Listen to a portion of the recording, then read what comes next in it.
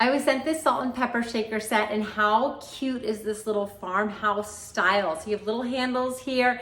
These have little handles, little mason jars. Absolutely adorable. I love the holder and how it all fits so perfectly.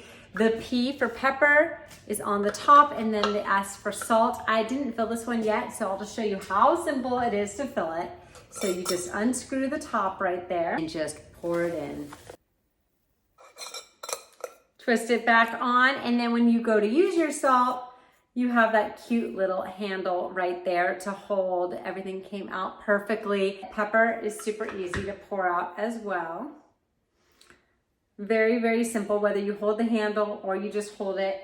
And this would look just adorable on any kitchen table or on any countertop, especially if you love that farmhouse style. And this is perfect for passing around too, with the little handles, and then everything comes back to that little cute wooden box. I think you're gonna love this.